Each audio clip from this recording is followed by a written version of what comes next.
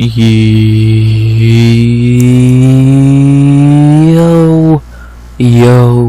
RX back with another breakdown of UFC Vegas 97 Burns versus Brady.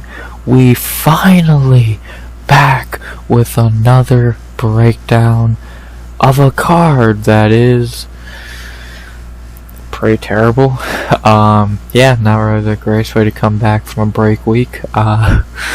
Like, we went into the break week with a pretty decent card. That Jaqueline card was actually pretty decent, but this card is not on paper. Like main event wise, not strong. Co-main's great. Main card's like decent. Prelims are definitely weighing it down. If I remember, it's kind of like how I viewed the Cannoneer card. The main card was strong, but the prelims were weak. If I remember correctly, maybe I'm wrong. But, like, I don't know, this card is just not really jumping out to me as exciting. Like, I don't care about the main event. The prelims are pretty terrible. So, it's just not a great card. It's in the Apex, which is shit. Yeah, after a break week, I guess my focus is on other sports right now. The NFL is back, so and I think that's like more interesting than the UFC one with this card. But Saturday, it's for one sport and one sport only, and that is fighting. So I'm gonna watch this shit no matter what. So and I'm gonna break it down no matter what, which I'm gonna do in a second. So. If I can think of anything else to say, like I said, I'm happy to be back. No matter what the card is, I'm always happy to be back. Recording and breaking down a card. I love doing it. I think it's so fun, and it makes the card more enjoyable. So, I'm very happy to be able to do this. I do it for fun, and if for whatever reason you're watching this, thank you. So, can't really think of anything else to say. Besides, before I get into the breakdown, please like, comment, subscribe. 100 subs goal by the end of 2024. Thank you so much to the MMA hosts for subscribing. Go check them out. Fucking legends of the MMA YouTube community. Dropping the sub means a lot to this shitty channel, and if I can be half as good as their channel, it'd be a fucking dream. So. But enough about that, and enough rambling. Unless I'm forgetting anything to say, which I don't believe I am. Ready to break down some fights? I guess I am. The only thing motivating me is I'm happy to be back breakdown for y'all. So, yeah, at least I got some motivation. Enough rambling. We got 12 fights in total on a shitty card. Let's see how long I can stretch this card out to be. Ready? I am. Let's go. Like I said, 12 fights in total. We did start the week with 13, but we did lose a fight yesterday. We lost to Oven St. Peru and Ryan Spann. Oh no, that fight was going to be god-awful, and I'm not upset we lost it. It got rebooked for 307 in a month or so, so I'll break down that fight in a couple weeks. So, oh boy, I can't wait. Terrible. But we do begin the night with a fight that I've already broken down, so I won't waste a lot of time here, but let's get into it nonetheless, as we begin to break down in the featherweight division with a fight that was meant to happen, was meant to already have happened, but it sadly did not happen, but it is happening now, as we begin the night with Zygimantas or Ramaska versus Nathan Fletcher. As you know, I already broke down this fight, and as you know, this fight was meant to happen 2 weeks ago. But I'm guessing, as you know by now, Fletcher got, I even talked about this in the recap for the card, Fletcher got ill the day of the fight, and the fight got cancelled and moved to this card, so, cool. Yeah, happy it got rebooked. Zygimantas deserves this opportunity, and now, let's knock on wood and say, hopefully this fight finally happens this time. As I said, I've already broken down this fight. I did it for the breakdown of of course, the last breakdown. I'll put that in a card right up here, top right, whatever you want to call it. Yeah, I'm just gonna give you an abbreviated version of what I think, and if you want to go watch a more in-depth one, like I said, right over there. I'm gonna keep him short and sweet. I'm going Zygimantas here. He impressed me more on tough. I think he's the better fighter, and yeah, I'm gonna go Zyga here. I think he was meant to be in the tough finale, or at least have the opportunity to fight in tougher finale, and he kind of got robbed of that, as Nathan Fletcher lost in the first round to, I think it was Con Offley. So yeah, not really impressed with Nathan as a fighter. I don't think he's that good. He comes from the Paddy Pimblett gym, so you know he's not very good. And Zyga impressed me more on the show, so that's what I'm gonna go with. Again, my same pick I had last time, Zygimantas Ramaska by decision. He impressed me more. He's again my pick. So yeah, not very much else to say. I think the betting odds are the betting odds exactly the same? I wonder. Fletcher the smaller favorite, but they are pretty much exactly the same, so interesting. I'm not sure what they see. I guess the fancy 8-1 record and the UFC loves British fighters, so but I'm gonna go with my Lithuanian. Give me Zygimantas Ramaska by decision. After that we get to our second fight of the night, and the first fight of the night I have not already broken down, and oh boy, this fight's gonna be god awful. Excuse me. In our second fight of the night, we head to the middleweight division for a god awful fight, the worst fight on the card, as we have André Petroski versus Durden, the mindless Hulk Budka. Yeah, this fight's fucking awful. Like, I don't even need to really explain why this fight's dog shit. Like, you see why. You see the fighters. This fight's fucking awful. So, I'm not really sure what to say. I don't want to watch this fight. But, for 15 boring minutes I will. Let's just get the breakdown for it done and dusted. Let's start with André Petroski. André in the UFC is 6-2 somehow. His 6 wins are Michael Gilmore, Yazong Hu, Nick Maximov, Wellington Turman, GM3, and Josh Fremd. And his 2 losses are Michelle Pereira and Jacob Malkoon. He's not good. He's a wrestler. That's about it. He can't strike. He has no power. He has no chin. He has no durability. He has no heart. He has no cardio. He's not good. He hasn't beat anyone good. His best one is GM3, who he looked terrible against. He's terrible. It's that simple. He's like super beatable. If you can stop a takedown, you're gonna beat Petroski easily. He's just not good, and it is that simple. He's not fucking good. I can't really put in simpler terms than that. So he's trash. He's fucking trash. So yeah, that's all I can say. I have somehow even less to say about Dylan Budka, since he is the opponent and he is somehow worse. Budka in the UFC is 0-1, coming off Contender Series. Why he got a contract, I'll never know. He's fucking awful. He's one of the shittiest fighters I've ever fucking seen. He's like Petroski, but somehow worse. He has even less striking than Petroski. He has somehow even less cardio, durability, heart, fucking grappling. Like, he's awful. Like, in his fight against Cesar Almeida, he was just shooting takedowns. I don't think he threw a punch because he's a fucking little bitch and doesn't know how to fight. So, I don't know. I really don't know. Why is he here? And why are you giving him a guy who's exactly the same as him, you fucking Nimrods? I don't know. I don't fucking know. He's trash. He's fucking trash, and why is he here? I don't know what to say. He's fucking awful. Debating on first I have André Petroski minus 280 plus 230. Yeah, I'd rather Petroski minus 250. He's just better. He's literally Budka, but better. Like, this is 2 wrestlers fighting. And if we look at it that way, who's the better wrestler? I think they're fucking pretty much even. But then you gotta look at a couple other things. Who has better striking, which I think is a big thing to talk about? Petroski. Who has better cardio? Probably Petroski. Who has better durability? Probably Petroski. Like, Petroski's just Budka but better. So, like, is this fight gonna be fucking terrible? Yes.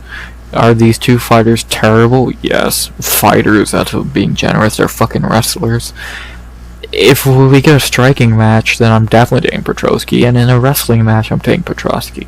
So, give me André Petroski by decision. He's the better version of Budka, and yeah, I don't really see how he would lose this fight. I don't see André Petroski and I'll wrestle for 15 minutes, and we already know Budka has no fucking balls to actually strike, so Petroski has no worry of getting dropped. So, give me André Petroski by decision and a pretty fucking easy win for him. Not very much I can add. He's literally fighting the shittier version of himself. What do you want me to say? The worst fight on the card. This is the bathroom break of the night. It's fucking terrible. After that, we have to our third fight of the night, in the women's strawweight division, one of two female fights, and two pretty decent female fights. And then our third fight of the night, we had strawweight for kind of interesting matchup, and a very interesting matchup stylistic-wise. I'm intrigued to see how this one plays out, as we have Jaqueline Amorim versus Vanessa Little Monster Demopoulos. In a way, this is kind of the better version of the Petroski fight, since right here you have two grapplers. So, I don't know what the UFC's boner is for fucking grappler versus grappler on this card, but they're fucking doing it. Yeah, I don't know what, like, back-to-back fights with grappler versus grappler. I think it's, like, no one likes those fights to begin with, and now you have two of them back-to-back. That's weird. That's very weird, but whatever. The UFC is the UFC. Well, I'm not very shocked. Enough rambling, let's get into this fight. Should be an interesting one. Way better than the Petroski fight.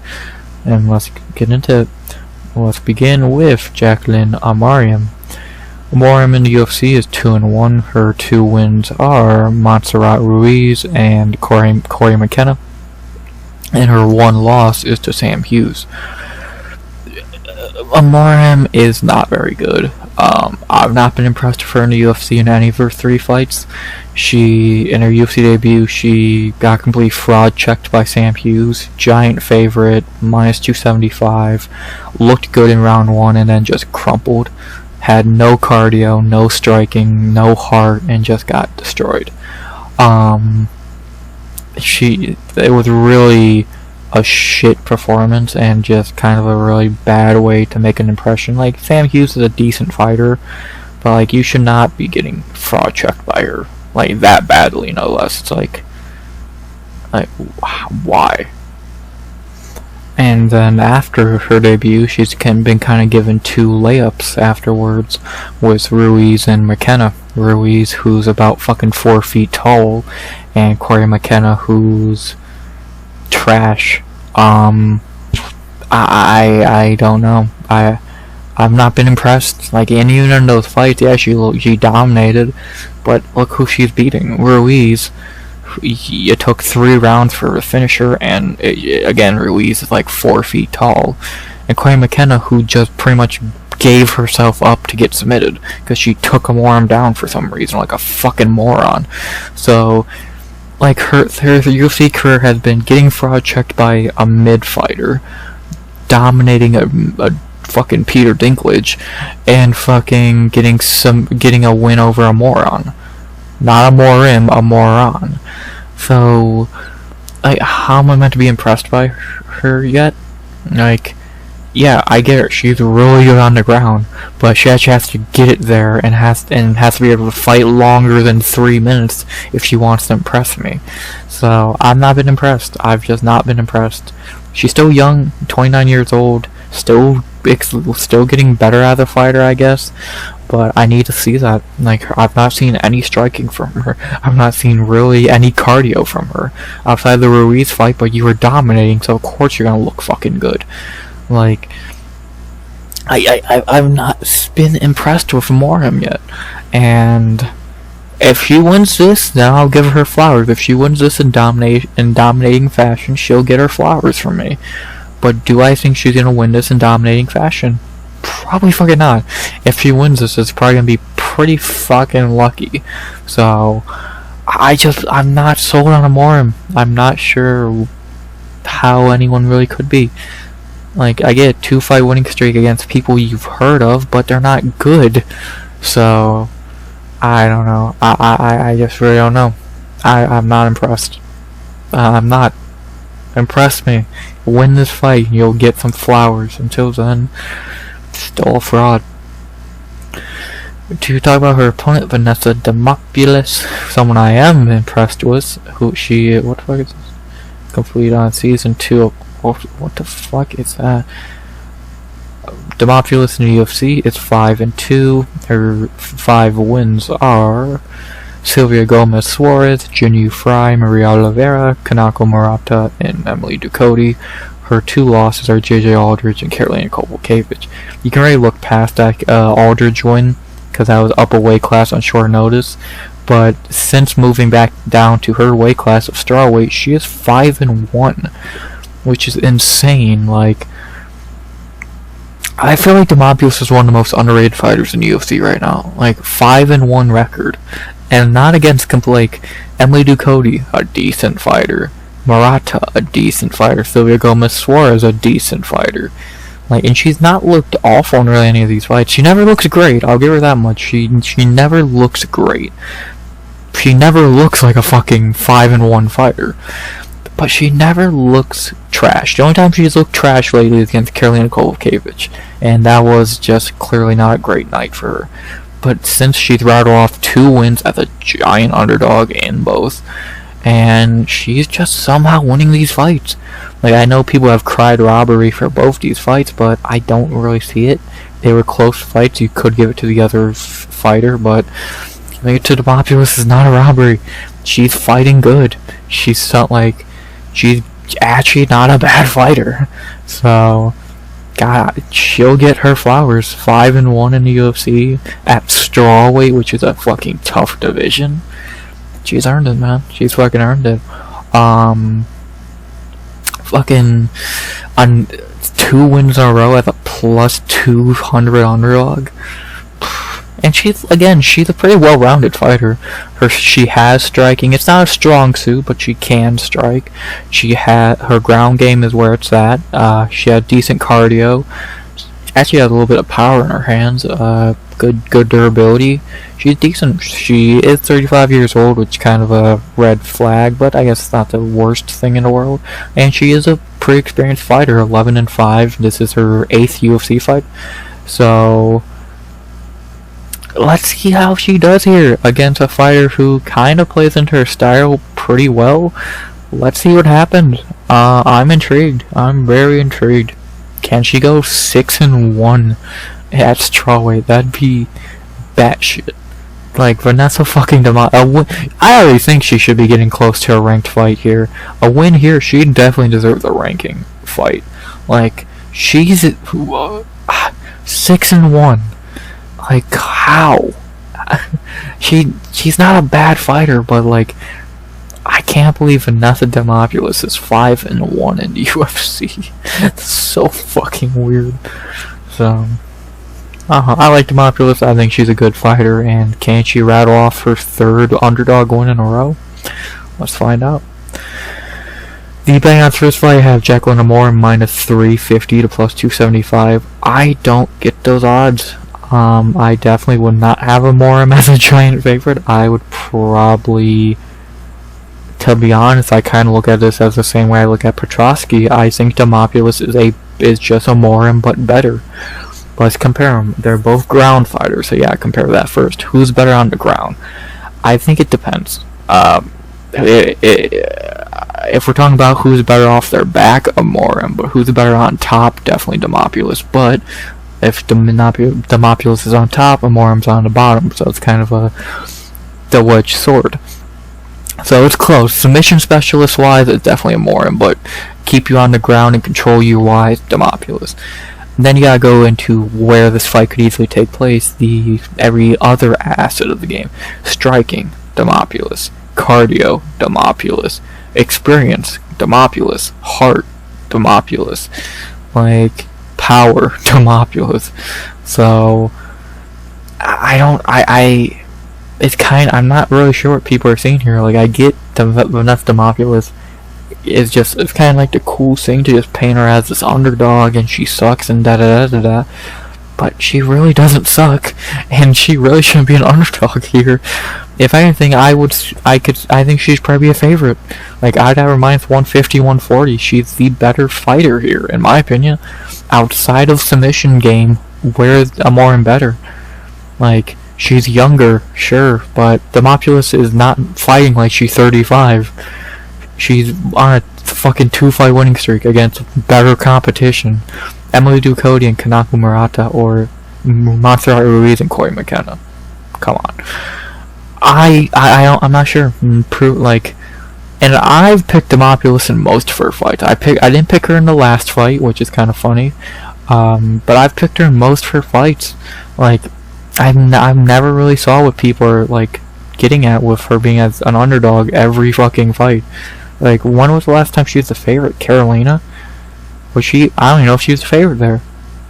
Yeah, that was a pick'em. She's never really been a favorite. Not even against Maria Oliveira and Jinyu Fry. Like, she's never been one time she's been the favorite. Like, I don't get it. I don't get why she always gets fucked over by betting odds, but she keeps making them up. She keeps screwing them. So, we'll see if she can pull another rabbit out of her hat. I'm going for Demopoulos. I think she's a better fighter. I think she's better than Amorim pretty much everywhere outside of submissions. So, that's what I'm going to go with. I'm going to go with Vanessa Demopoulos by decision. The better fighter. The more experienced fighter. Kind of the exact same thing as Petroski and Budka. The better, more experienced fighter. Since they're literally just a carbon copy of each other. Give me Vanessa Demopoulos by decision. I don't know. I'm not sure why she's always the underdog. After that, we head to our fourth fight of the night, heading back to the featherweight division, and this time for the first fight, I've not already broken down. As in our fourth fight of the night, we head to featherweight for a weird fight between Gabriel Quintino Santos versus Yizha. I think that's how you say it. Interesting fight. Hey, they both got championships. This is gonna be a weird one. This is a very odd fight, and maybe a hard one to predict, because I think both these guys are very mid. So we'll see what happens. Let's begin with Gabriel Santos. Santos in the UFC is 0-2. Really, he's 1-1. In his UFC debut, he beat Lerone Murphy. That's a crazy statement to say, but he did. One of the worst robberies of last year. And then his second UFC fight, he got dropped by David Onama and got knocked out. Haven't seen him since. Been over a year since we've seen him. And now he's finally back. Also caught my attention, he has a win over Elvis Brenner. Is it that Elvis Brenner? Yes, it is. That's also a really nice win.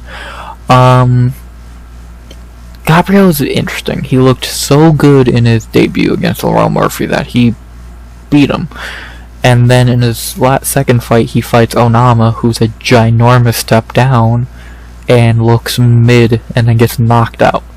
So it's kind of like the Rafa Garcia effect, if you remember. Like, he looked so great in his debut and then looked awful right after. Like, people figured him out. Like, there was no fucking surprise factor anymore.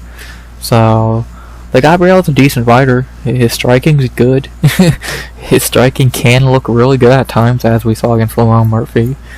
But then you got times against David Onama where he doesn't look that great and he gets knocked the fuck out. So, I don't know. This is his third chance to impress, and an L here. He's probably getting cut. So let's see if he can show up and show out. He really needs to win here. Been off for over a year, 0-2 on paper.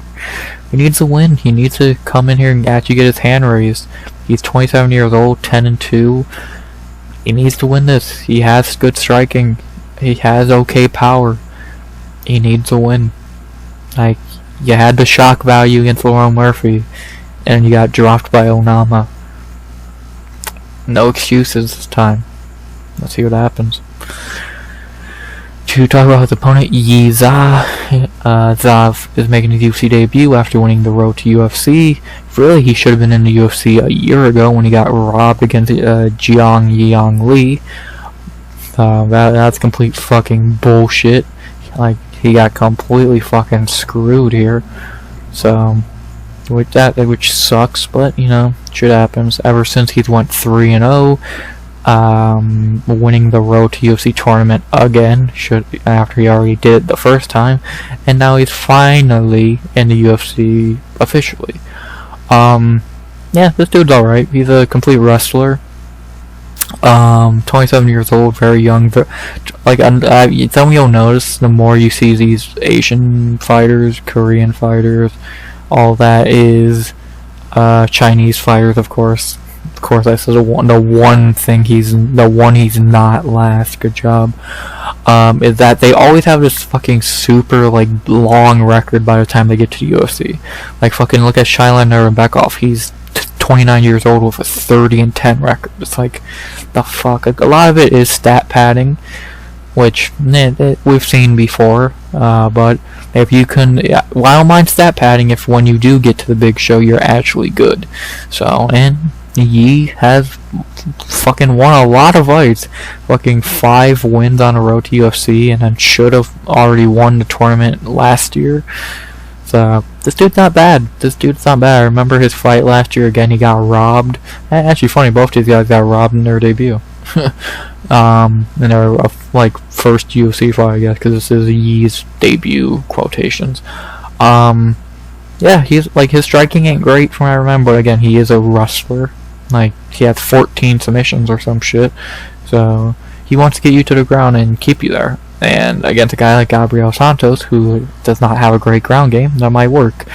If he tries to strike with Santos, that might not work for him. So, 14-1 in WLF, interesting. Yeah, I don't think he's that bad. I don't think he's a world beater. I don't think he's gonna do a lot in the UFC, since I do think his skill set is limited from what I've seen. I think I've seen like 2 or 3 fights of his, counting this one. So I do think his skill set's a little limited, but if he can get better, he might be able to like do some good work. His ground game's very good. Well, again, you see, he's won fucking 5 fights in pretty much 2 tournaments for a reason. So let's see what he can do here. I'm intrigued. I'm happy he's finally getting his shot in the UFC. So let's see what happens. I'm excited. Should be an interesting one. The betting odds for this fight have Gabriel Santos minus 230 to plus 190. I disagree. I think this is a pick'em. Santos 0-2 in the UFC and got knocked out over a year ago. Yizha 0-1 in the UFC, not fought. This is a debut, and he is a decent fighter, but we don't really know how good he really is yet. It's a pick'em in my opinion. I really don't see what in making Gabriel Santos minus 230. If you're really just living off that Lerone Murphy decision, sure. Like if your logic is, oh, he beat Lerone Murphy, or he looked really good against Lerone Murphy, because that is aging pretty well. He should beat Yizha, but then I would agree. But then he lost David Onama, who's a super downgrade from Lerone Murphy. So it's kind of like, I get your point, but then it already happened that he fought someone that stepped down and got beat. So how good is he really? This is gonna be an interesting fight. Like I said, Santos wants to keep this on the feet. Za wants to hit the ground. We'll see who gets their way. I'm intrigued. I'm very intrigued. Who am I gonna go with? Am I going to striker or the wrestler? I something's telling me the wrestler. Something's telling me to go Yizha. I don't know why, but something's leaning Yi. I don't know why. I just feel like he can win this fight. I feel like he's going to be able to get the takedowns and beat Santos. Maybe I'm crazy, and maybe this is a terrible pick, but I think I'm going to go Yi. I think he can win this fight. I think he can get the takedowns, keep him there, gas him out, and win. So, fuck it, give me Yizha by decision. I think he's going to be able to get the fight down and win. Something's telling me he will be able to, and I'm going to go with that feeling. So, give me Yizha by decision. Never know what's going to happen. The underdogs have been barking this week to look at a contender series. Maybe a dog barks here. Only time will tell. Something's telling me to go the underdog. So that's what I'm going to do. Give me Yizha by decision. After that, we head to our co-main event of the prelims. A pretty good fight in the flyweight division, as expected with the flyweight division. As we have a Brazilian banger between André Mascote Lima versus Felipe Ditona dos Santos. Very fun fight here between two very young prospects in the flyweight division. So let's see what happens. This could steal the night. I would not be shocked if this ended at 5 tonight. I don't think it will, but it has possibility to. So let's see what happens. This should be a good one. And let's begin with the undefeated, the Mr. Bite, the man known for getting bit, André Lima. Lima in the UFC is 2-0, coming off Contender Series, and in the UFC debut, he beat Igor Severino by DQ. We all know what happened there. And then in his last fight against Mitch Raposo, he got the win. Looked a little bit underwhelming, not as dominant as he should have looked. And he missed weight, not great, but he did get the win. He did keep his own. He looked good. He looked good enough. Again, a little disappointing. I think he's my lock of the night for that card, which says a lot. And he kind of looked like he looked good. He clearly won, but it was definitely a little bit disappointing of a performance compared to how good he could have looked. So I don't know, maybe that's just me, maybe I'm remembering that fight wrong, but I'm pretty sure he could have looked better against a guy like Raposo, who's not very good, so. But Lima's good. Lima's very good. He's a very good kickboxer. His ground game's not bad, if I remember correctly. If I remember, he does have a little bit of a ground game, but it's not a great one. But of course, his striking is his bread and butter. Beautiful leg kick that we saw on display against Raposo, and he's just a really solid fighter. He's like only 25 years old, only 9-0, so he's getting a lot better fight by fight. And yeah, he's already a great striker. Just gotta get better. So he's good, man. Lima's really good. And let's see how far he can really go. 25 years old, and another tough fight here against a young dude. Already fought Igor, now he's fighting Felipe. See how he does here. 9-0, can he keep his O and fight a good fight? Let's see. To talk about his opponent, Felipe dos Santos. Felipe in the UFC is 1-1, really should be 0-2 in my opinion. In the UFC debut, he stepped on a short notice and fought Manel Kopp, which we all know about that fight. He gave Kopp a really tough fight. Looked really good. How bad is Manel Kopp actually? And then in his last fight, he fought Victor Altamirano and looked pretty terrible. I think he lost that fight. I thought he looked terrible in that fight, and I guess that kind of just proves my point about. Like, kind of the same thing with Gabriel Santos. You look amazing in your debut because no one expects you to, and when you actually have hype, you look terrible. In a step down, and no less.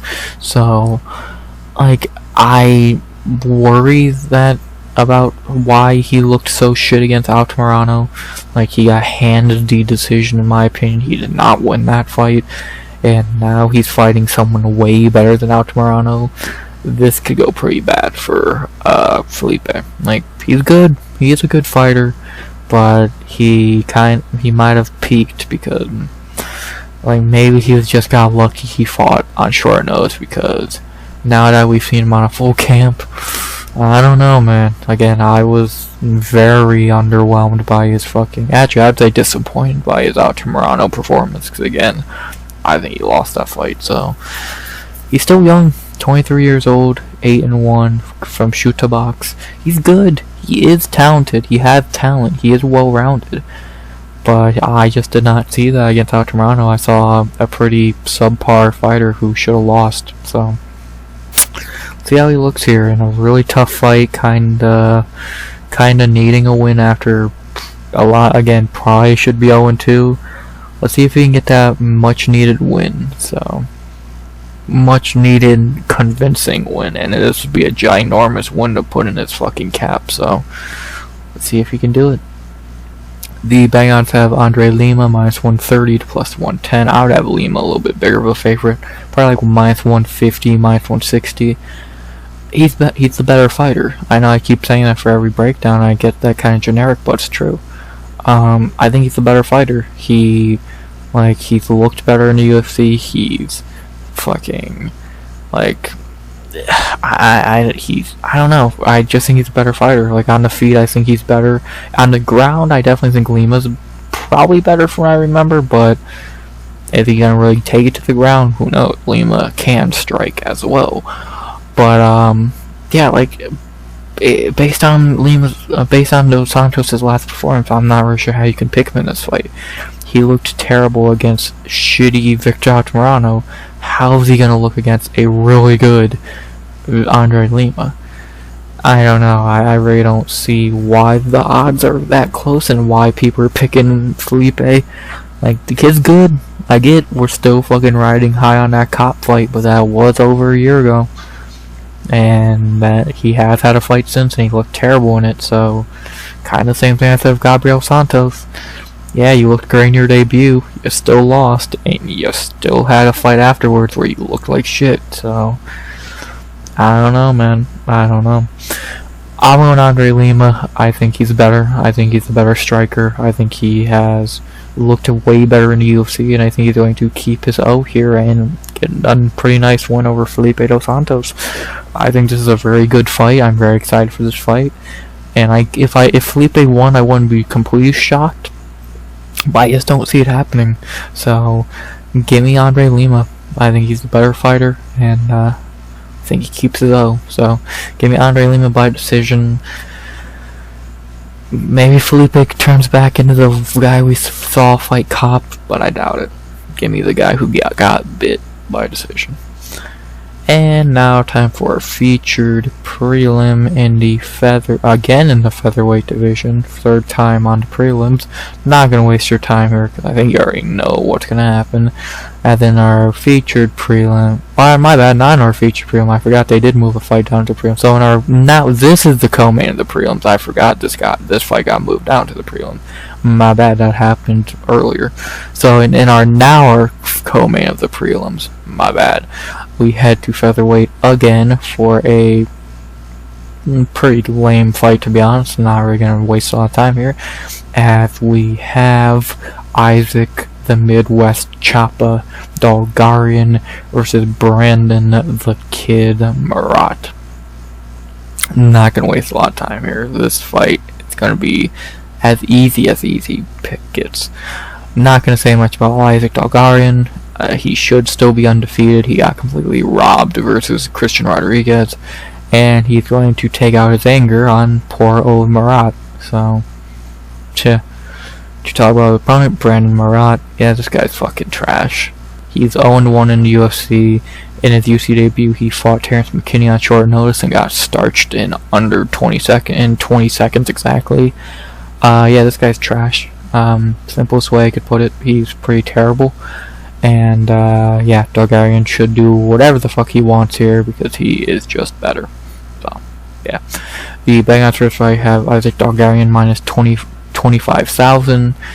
That's a crazy betting line. I think him and I forget who the other, I heard it earlier. Who the fuck's the other guy? There's someone else who's like, I think these are, Bo Nickel. Yeah, I think him and Bo Nickel are now the two highest like biggest favorites of all time in the UFC, which says a lot. So yeah, of course I'm going Isaac Dulgarian. Of course he's my lock of the night. And yes, lock of the night minus 25,000. Shocker. The lock of the night is not meant to be a fucking underdog. It's meant to be the easiest pick of the card. Duh. So yeah, Isaac Dulgarian by whatever the fuck he wants. I'm gonna say he probably takes his anger out on Marotte and gets a finish. So I'm gonna go Isaac Dulgarian by TKO in the. Does he finish him in the first round? I'm leaning the second round. I think he gets a finish in the second round. I think he's going to brutalize Marotte in the first and then finish him in the second. Maybe. Yeah, someone's telling me second round. So give me Isaac Dulgarian by TKO in the second. My lock of the night. Yeah, minus 25,000. Not going to waste a lot of time on a fight. That simple. Next. After that, we now head to our featured prelim, a fight that got moved down from the main card a few hours ago. And then our featured prelim, we got a really fun fight in the lightweight division. I am excited for this fight. This should be fun. As we have Rongzhu versus Chris Taco Padilla. Fun fight, really fun fight in the lightweight division. It's going to be interesting. This is a very interesting fight. And fun way to end the prelims. If it just stayed on the main card, I'm fine with it. But I'm also fine with it on the prelims. So we lost OSP and Ryan Span. We needed a new featured prelim. This works for me. Let's see what happens in our featured prelim in the lightweight division. And let's begin with Rongzhu. Rongzhu is back in the UFC. After going 1-2 in the UFC before, he is back after winning road to UFC, and see how he does. In his initial UFC run, he went 1-2. As I said, his one win was against Brandon Jenkins, and his two losses were Rodrigo Vargas and Ignacio Bahamondes. Yeah, he kind of sucked before. Like he got easily beat by Vargas. He beat Brandon Jenkins, but that guy's a fucking punching bag. And Ignacio Bahamondes beat him, which that's not a bad loss, I'll give him that much. And yeah, he's went 4-0 since, getting four wins, 3 of them being road to UFC, and that got him a contract in the UFC again. So, good for him. He's still young, 24 years old, and this has proven my point again that these fighters somehow just stat pad to 20-25 wins like it's nothing, so good for them. And yeah, like I was not impressed with Rong in the UFC. I thought he kind of sucked, and now he's back 2 years later. Do I think he's any better? Probably not. And he's getting a tough return fight, so never really know what's gonna happen here. Like, he is young still, again, 24 years old, so he has got time to get better, but how much better has he really got? Again, like, he has went 4-0, but against who? Like, some very unexperienced guys on road to UFC, which I've watched road to UFC before. It's never the most skilled guys half the time, so yeah, like, no offense to Rong, like, good for him for getting his second opportunity, but I don't know. He's gonna need to prove that he deserves it here, because you won road to UFC, that's one thing. Now you actually gotta do good in the dance, so see if he can. To talk about the opponent, Chris Padilla. Padilla in the UFC is 1-0. In his UFC debut on short notice, he beat James Lalantop in round 1 by rear naked choke. He looked good. Got giant upset as a giant underdog, and looked good. Like, Lalantop is trash, but a win is a win. And now he's getting his second UFC fight on a full camp. Let's see how he does. I'm excited to see Padilla here. Again, his second UFC fight. This time he is getting a full camp. He's 28 years old. He seems to be a very good fighter. I'm intrigued to see how he does here. On a 4-fight winning streak, he has a good ground game. His striking ain't terrible. Let's see how he does, man. I'm very intrigued. I get the record ain't shiny. 14-6 is pretty bad, but I feel like he's one of the guys whose their record might not show how good they really are. There are fighters like that who their record is very deceiving in good and bad ways. Again, I'll keep pointing out, I think these Chinese fighters have these really nice fucking 30-5 record, but they're not very good because they're stat patters. So you never know. Padilla is far from a stat patter at 14-6. So let's see how he does. Again, 1-0. He looked good on no camp. How does he look on a full camp? Hopefully he does not go the same way as fucking Gabriel Santos and fucking who's the other guy? Who's the other guy who I hyped up? We're talking about fucking Felipe dos Santos and fucking fall off a cliff after their fucking debut. So yeah, let's see how Taco looks here. I'm excited to see him on a full camp. And a step up in competition, no less.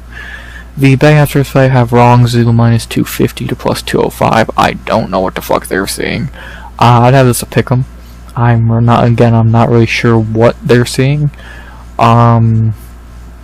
A dude who went 1-2 in the UFC against a guy who is 1-0 in the UFC on short notice.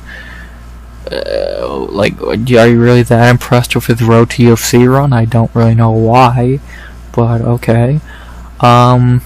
Yeah, I don't agree with those odds.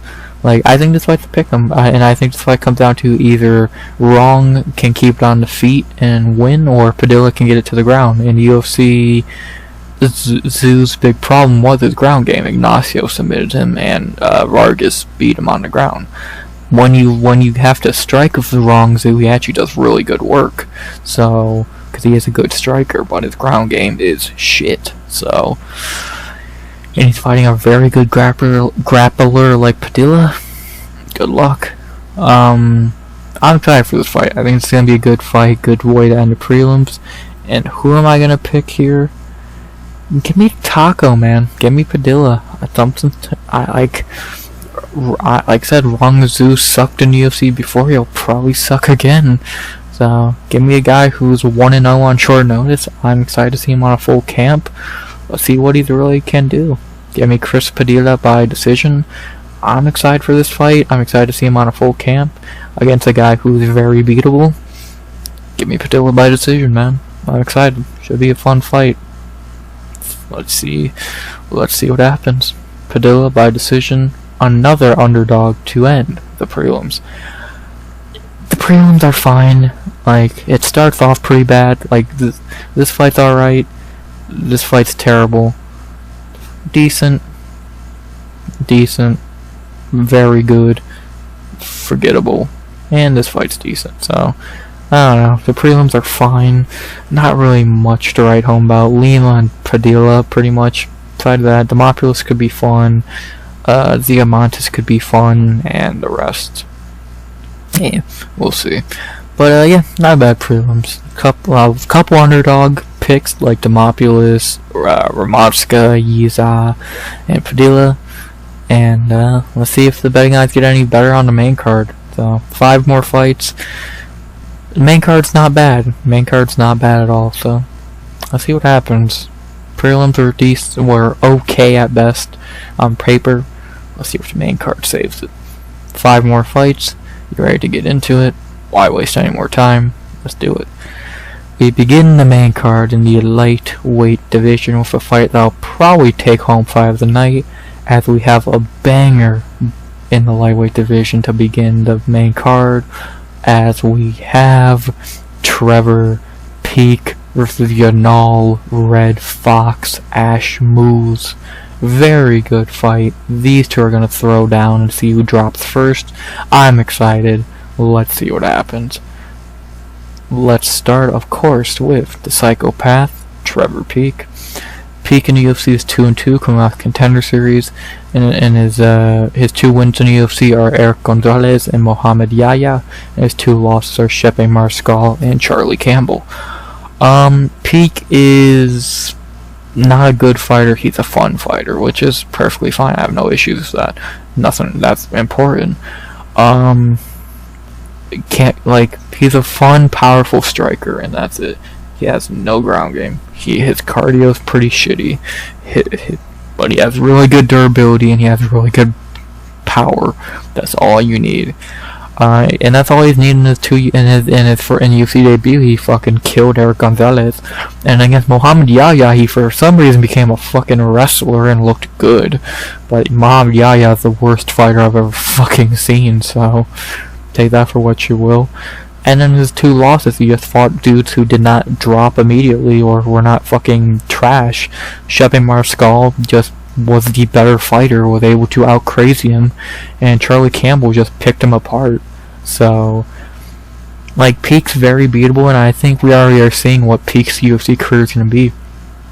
Peak's going to win a fight, lose a fight, maybe win 2 fights, lose a fight, win, lose 2 fights. That's just going to be his UFC career, because he's not that good. He's a fun, crazy fighter, and that's it. He's like a dumber Justin Gaethje. Like, yeah, he's kind of like hillbilly Justin Gaethje. He's just going to have bangers, win, lose, or draw, and that's it. Yeah, I'll forget the Muhammad Yahya fight. You get a break there. But, like, we know what we're getting with Peak. A dude who's just going to swing till either he drops, which ain't going to happen, or you drop. And he is getting better. His ground game does seem to be maybe improving a bit. His cardio does seem to be improving. So maybe it's actually going to get better. Maybe he will prove me wrong and do something, but I don't know. I think Peak's just going to continue being the crazy fighter that he is, because that's all we want to see. So let's see what Peak we get this week. Peak week. To talk about his opponent, Yanal Ashmouz. Yanal in the UFC is 1-1 in the UFC debut on short notice. He stepped in and knocked out Sam Peterson in under a minute and a half, and then after that he fought Chris Duncan and got pretty much demolished, mainly because he broke his hand really early into the fight and then just kind of had to survive for 15 minutes, which kind of sucks. Yanal's decent. He's not a world beater, but he's decent. His striking's okay, his cardio's okay, his durability's fine. He's not great, but I don't know. He's like forgettable. I don't really remember seeing his ground game. I think if anything he was getting wrestled by Duncan in that fight. So he's alright. No problems with Yanal. He's not a can, but he's not really great either. Like he's fine. He's a fighter. Like his striking's decent. He has fine power, as we've seen in the Patterson fight, and that's about all I can say. He's gonna be in for a war here against Trevor Peak. We know Peak ain't going down without a fight. So let's see if Yanal can go to the fighter and come out unscathed. A few have. Let's see if he can join the list. So he's in for a war this week. See if he's ready. The bang after this fight are a pick'em. I agree. This should be a complete pick'em. This might be the hardest fight on the card to predict, in my opinion. I have no idea who's gonna win this fight. To be honest, I don't fucking know who's winning this fight. You could flip a coin and pick this fight, in my opinion. I could see Peak winning by landing a big shot or just out crazing Yanal. I could see Yanal winning by fighting a little bit smarter than Peak. I don't know. I don't know.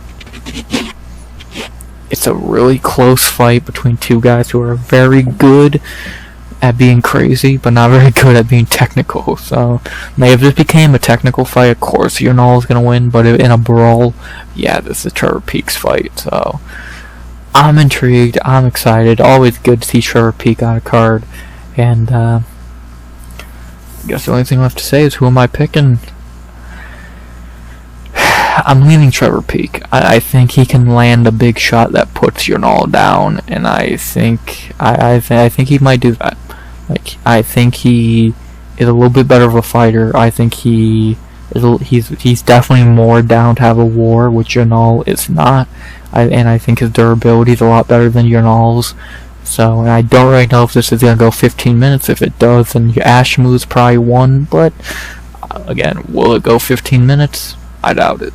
So, I'm excited, and my pick here is going to be Trevor Peak by knockout in the second. I don't know, I don't see a first round knockout. I think he's going to slowly break Yanal and finish him in the second. So, let's see if I'm correct with that analysis. And I'm going to go Trevor Peak by knockout in the second in a banger. Easily could be 5 of the night, at worst a performance bonus. Great way to begin the main card. After that, we got to our second fight of the main card, a short notice replacement fight that was booked like 2 days ago. As we head back to flyweight for a fight that's interesting. I think the Lima fight's better, funny enough, as these two are ranked. As in our second fight of the main card in the flyweight division, we have Matt Danger Schnell versus Cody Durden. This was meant to be Matt Schnell versus Alessandro Costa, but Costa pulled out and Durden stepped in on Tuesday, I believe. Tuesday or Wednesday. So, yeah, fuck Cody Durden, but respect. And Matt Schnell dodged a bullet. He was going to lose another fight, and then he was going to lose to Alessandro Costa, and now he's fighting Cody Durden. Man got bailed out. Yeah, not a bad fight. Could be good. Never know with these two. And, yeah, can't really say much else. We'll see what happens. Downgrade from Costa, still could be fun. Now let's talk about Matt Schnell. Schnell in the UFC is 6-6-1. His 6 wins are Marco Beltran, that guy, Luis Smoka, Jordan Espinoza, Tyson Nam, and Tumadarji. We all know that fight. Probably a fight that's going to be in the Hall of Fame one day. And his losses are Rob Font, Hector Sendova, Alexandre Pantoja, Brennan Royval, Mateusz Nicolau, and Steve Urseg. Is Schnell a bad fighter? Not necessarily, but his weakness is his chin. If you breathe on him, you're gonna knock him out. So, like, he's been knocked out 5 times in UFC at flyweight. Like, and at least it has been a good fighters. Rob Font, Pantoja. Pantoja sucks. But Rob Font, Royval, Nicolau, Urseg. At least he's losing to decent fighters, and he's beating these bad fighters he fights. So, I'll give him that much. He's tough, as we saw in the Sumadarji fight, but his chin is also very breakable. And he is 34 years old. He's not fought in... he's been off for a little bit of time. And, he is having to change his game plan completely. He went from a very heavy kicker in Costa to now a wrestler in Cody Durden. So, and his job is probably on the line here. If he loses again here, especially in a knockout fashion, he's probably gonna get cut. So, yeah, we'll see. We'll fucking see, man. I guess it's good to see Schnell back because A, he is entertaining usually, and B, he is a ranked fighter, so it's better not to see a ranked fighter sit out for a while. So especially at flyweight, which is a division that's always moving, it seems. So let's see how Schnell does in his return after the Urseg knockout, which was pretty brutal. Again, getting a step down here from Urseg and even Alessandro Costa. And let's see how Schnell does. Should be this is gonna be a do or die for Schnell. Let's see if he see how he does. To talk about his opponent, Cody Durden. Durden in the UFC is 5-4-1. His 5 wins are Orichi Lang, JP Buys, Carlos Mota, Charles Johnson, and Jake Hadley. His losses are Jimmy Flick, Mohamed Mukayev, Tagir Ulanbekov, and Bruno Silva. Durden's a wrestler. It's that simple. Like, he has a little bit of striking, as we've seen in the Bruno Silva fight. He was hurting Silva pretty badly in the Jake Hadley fight. But most of the time, he's just trying to take you down and maul you like he did to Charles Johnson. So, is he? Oh, and his draw was against Chris Gutierrez. Is Durden a good fighter? Not really. Like, but he's not the worst.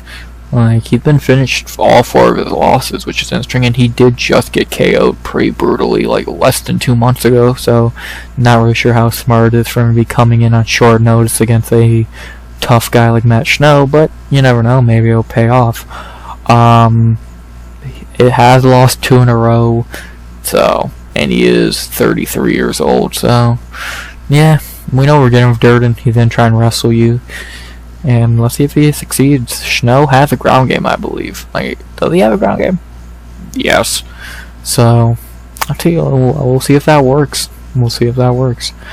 The betting odds have Cody Durden -305 to +240. I have no fucking idea what they think is gonna happen in this fight. Like, Durden stepping in on 4 days' notice after getting KO'd brutally 2 months ago. I'm not high on Matt Schnell either, but like, what the fuck are they thinking?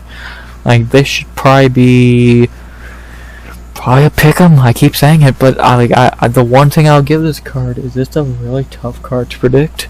There's like maybe 4 pretty easy picks to make. Outside of that, you're fucking throwing darts at a board and praying it lands, in my opinion. Like, I'm not confident in more than like 4 or 5 picks on this card. So, I think the betting odds are way too confident on their picks.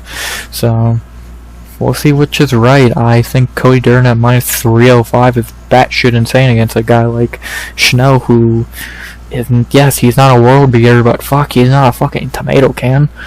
And he was not just KO'd brutally 2 months ago. So, I don't know. Again, this should be a pick'em. And who am I picking in this pick'em? I'm leaning Schnell. I'm really leaning Schnell. I think, like, again, he's not been knocked out 2 months ago. Big factor. He's not coming in on short notice. He's been training for a fight here. He's been training for a tougher fighter. Now he just has to train for a wrestler. Like, my only concern with Schnell is if he gets his chin cracked, but Cody Durden, like, he can strike, but is Cody Durden a good striker? No. Like, he just kind of wings and hopes, so sometimes that works, sometimes it doesn't. We'll see if it works here. If it's gonna work against anyone, it's Matt Schnell, so we'll see if it does. But I'm leaning Schnell here. Like, again, when I saw fucking him as the underdog, especially a big one at that, I was kind of shocked. Like, I thought that's kind of crazy, but whatever. I'm gonna go Schnell here. So, should be a fun fight. Good chance it ends in a finish, because these guys are pros at getting finished. But I'm gonna go Matt Schnell by decision. We'll see what happens. I never feel good picking Matt Schnell again, since that chin is made out of fucking tissues and glass. But you never know. Maybe weak chin can actually take a punch here. We'll find out. Probably should be a loser gets cut fight, but I feel like it's only the loser gets cut if it's Schnell. So I'll see what happens. But I'm gonna go Matt Schnell by decision. Never know what's gonna happen. Probably a fun fight. And let's see if the betting odds are right or crazy. After that, we head to our third fight of the main card, heading back to the featherweight division again, as we have another fight that's kind of changed on short notice, but not nearly as short of notice. As in our featured bout of the main card in the featherweight division, we have Kyle the Monster Nelson versus Steve Mean Machine Garcia. This was actually meant to be Kyle Nelson versus Calvin Kattar. Yes, I don't know why that fight was happening either, but Kattar pulled out, which is sad because he did need an easy win, and now it's Nelson versus Garcia. That happened about like a few weeks ago, if not a month ago, so it's not crazy short notice. Yeah, this is a pretty easy fight to predict. This is one of the few fights on the card, like I was just talking about, where I think it's a pretty easy fight to predict. So let's not waste a lot of time and let's break it down real quick. We'll start with Kyle Nelson. Don't really got much to say. 4-4-1 in the UFC. His 4 wins are Polo Reyes, Blake Builder, Fernando Padilla, even though that was a robbery, Bill Algeo. And 4 losses are Diego Ferreira, Matt Siles, Billy Q, and Jai Herbert. He's not good. He's getting pretty lucky. Blake Builder sucks. Padilla with a robbery, and Algeo with an early stoppage.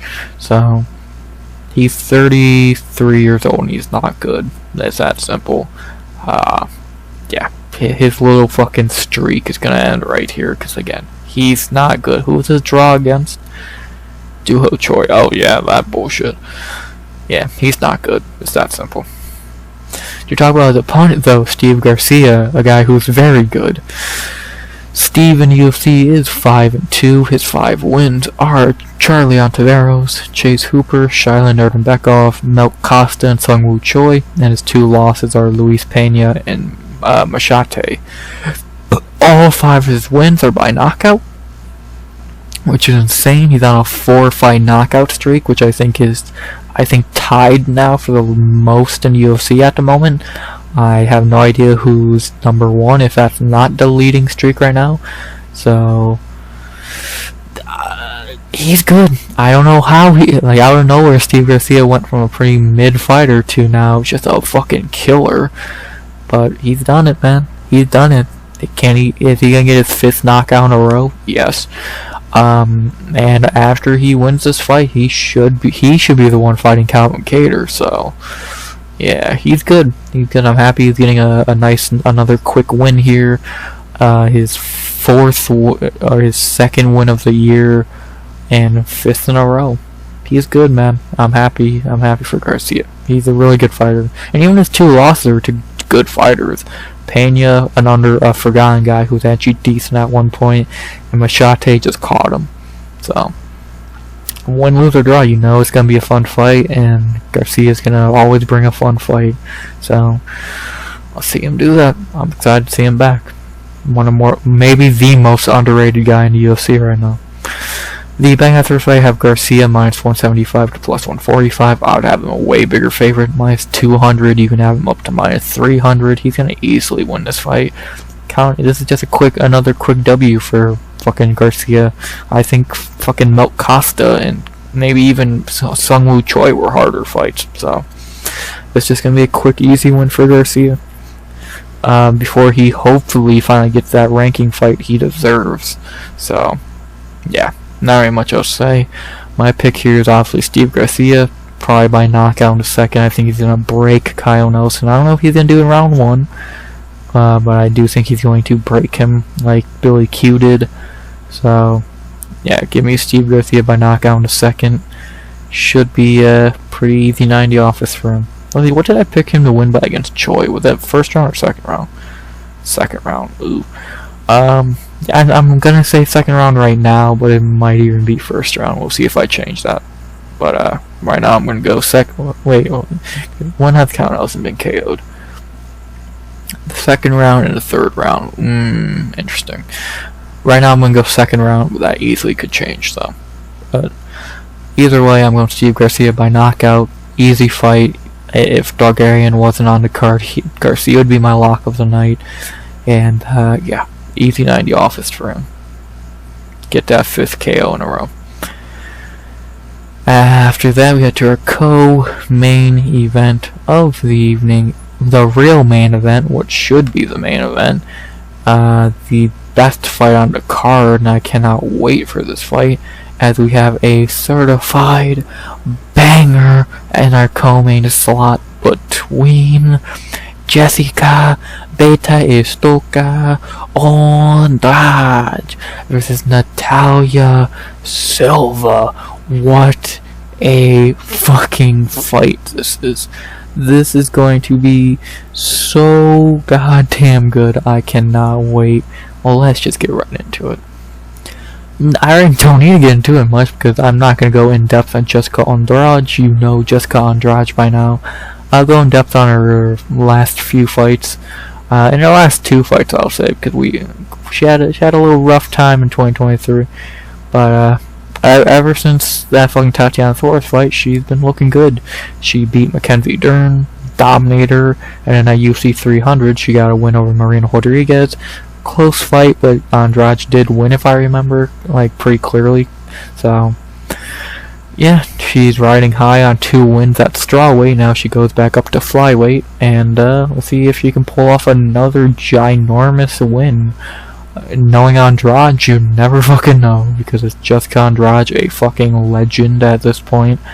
I feel like not calling her a legend is kind of disrespectful, because how is she not a legend? 17-10, former champion, fought everyone possible in every weight class, it seems, always active. She's a legend. So I think we all love Andrade. I don't know how you're not a fan of Andrade, one of the most entertaining female fighters of all time. And yes, only 32 years old, still has a lot left in the tank. And let's see how she does here against a great prospect who's on a fucking killing spree right now. So let's see what Andrade can do. against her very, very good opponent, Natalia Silva. Natalia in the UFC is 5-0. Her 5 wins are Jasmine Jasvicious, Teresa Bleda, Victoria Leonardo, Andrea Lee, and Viviane Araujo. Yeah, she looked flawless. I don't even know if she's lost a round in UFC yet. She beat Jasmine from pillar to post, which is aging really well. She fucking annihilated Bleda. She annihilated Leonardo. She easily beat Andrea Lee, and she easily beat Vivi. Like, she's just doing whatever she fucking wants in these fights. Like, she is so fucking good, it's insane. Their striking is some of the best in the fucking division. Her kicks are amazing. She's 27 years old. She has power. She has speed, accuracy. We've not really seen her ground game yet, but I'm guessing that's probably good too. Yeah, 7 submissions. I don't think she's a slouch on the ground. She's going to probably be a champion. Like, she is scary fucking good. And, like, yeah, is her wins list the best? Not really. Jasmine's a really nice win. Araujo's a nice win. If you add Jéssica Andrade to that list, especially in dominating fashion, I say 1 win away from a title shot. So, Natalia's her. I'm good to have her back after a couple months away, and let's see if she can end the year. I doubt she'll fight again after this year in the top 6. She's good, man. She's fucking good. The betting odds for this fight have Natalia Silva minus 270 to plus 115. As crazy as it is to see Jéssica Andrade that big of an underdog, it's kind of hard not to fucking agree with that. Like, I don't know, 270. I'd try to have Natalia minus 250, but like, to be that big of a favorite against Jéssica Andrade, you know you have to be good. Like, very few are that big of a favorite. Like Durden was a big favorite, but she was hyped up after the Hill fight. Tatiana was that big of a favorite. Blanchard was a fucking underdog. So, what about Lemos? While Andrade was the favorite. Like, to be that big of a favorite against Jéssica Andrade is a fucking impressive. Like, because we all know Andrade, we all know she's really good, and people think you're minus 250 against her. That's a lot. But it's hard to disagree. Like, Andrade, to win this fight, is going to have to get on the inside and fight like Andrade. But against someone who's as elusive and good as Natalia Silva, I really don't think she's going to be able to do that. I think for 15 minutes, Natalia Silva is going to dance around the octagon and pick Andrade apart, probably piss her off pretty badly by the end of the fight, because she's just not going to be able to hit Natalia. Like, her best chance is probably taking it to the ground, and I don't think that's gonna go too well for her either. So I really feel bad for Andrade almost, because like, how are you meant to win this fight? You're not gonna knock her out, you're not gonna be able to hit her enough to win a decision, and you're not gonna be able to beat her on the ground. Good luck. Again, I think for 15 minutes Natalia's going to fucking float around the octagon and piss Andrade off. So this should be a good one. This should be a good one. I'm excited, man. I'm excited. Give me Natalia Silva by decision. I just don't really see Andrade winning this fight. If Andrade did win this fight, would I even be that shocked? After a while, no, because it's Andrade. But in the same breath, a little bit, I would be. So, I don't know. I'm a fan of both. I have nothing bad to say about either fighter. I'm, again, a fan of both. And I can't wait for this fight. So, whoever wins, cool. I'm going to watch this as a fan, but I do always have to put in a pick, and that pick is going to be Natalia Silva by decision. Can't wait. Should be the main event. Better than the real main event. Great co-main. And speaking of that lame main event, let's get right into it with really no time to waste. As in our main event of the evening, our main event of UFC Vegas 97, we head to welterweight for a pretty lame and unimportant fight between Gilbert Durinho Burns versus Sean Brady. Not gonna waste a lot of time here because it's a pretty easy prediction for me. Just to break this, we all know these fighters. No need to get in depth on them. let's just compare these styles. On the ground, who's better? That's a good debate. That's a good debate. On the feet, who's better? Gilbert. Cardio, Gilbert. Heart, Gilbert. Fucking experience, big factor here. Gilbert. Like, yeah, Gilbert's washed. He's 38 years old and he's washed. I say that as he was going to beat Jack Della Maddalena if he could have survived another, like, fucking minute and a half. But still, he's 38 years old and he's at the tail end of his career. But he is still a decent fighter, and he is still capable of pretty much beating Jack Della Maddalena, which is impressive. Yeah, Gilbert really needs this win. And if you, like, he's already pretty much a gatekeeper at this point. He kind of has been for a while now. So, let's see if he can, get back on track here. So, yeah, I'm going Gilbert Burns. Main reason, I'm never picking a guy that got KO'd by bum-ass Belal Muhammad, the worst fighter on the roster. Gilbert Burns, by decision, all day. You got beat by Belal Muhammad. You fucking suck, you fraud-ass bitch. Gilbert Burns, all day, you beat Kelvin Gastelum. Good job. Burns, you know what to do. Boom.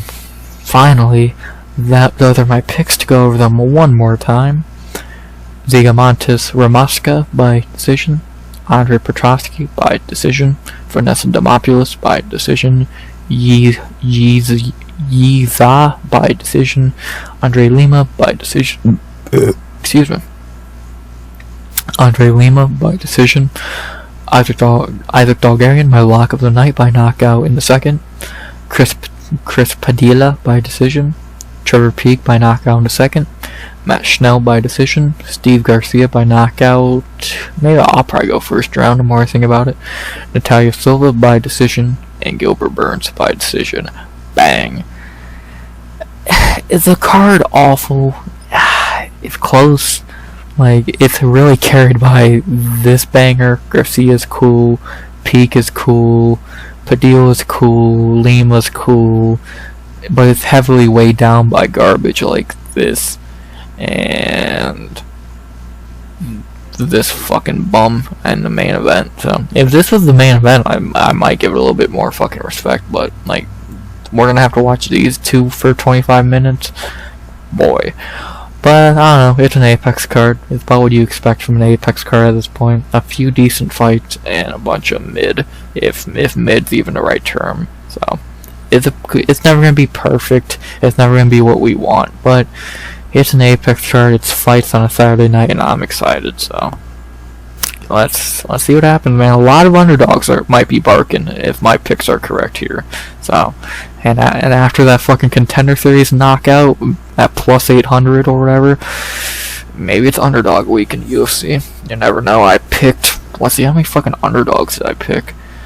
I picked the Ramaska, Demopoulos, Yizha, Padilla, Schnell, and Gilbert. That's 6 underdogs. I don't bet on them because I told you to bet on it. Bet on them if you think they're gonna win. Never bet on my picks because they're my picks. That's fucking stupid. I never want to take responsibility for you making a bad bet decision, losing money. That'd fucking kill me on the inside. Don't do that. Do that at your own risk. I never give you my picks to bet on them because I think that's fucking stupid. Do that at your own risk.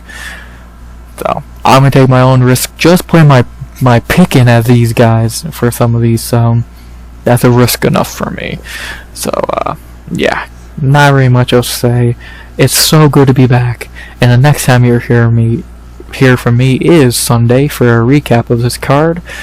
And, yeah. Not really much else to say. It's a card. It's good to be back after a break week, no matter what. And, let's get some fucking fights. It's been too long without fights. Let's get some fights going. Can't really think of anything else to say off the top of my head.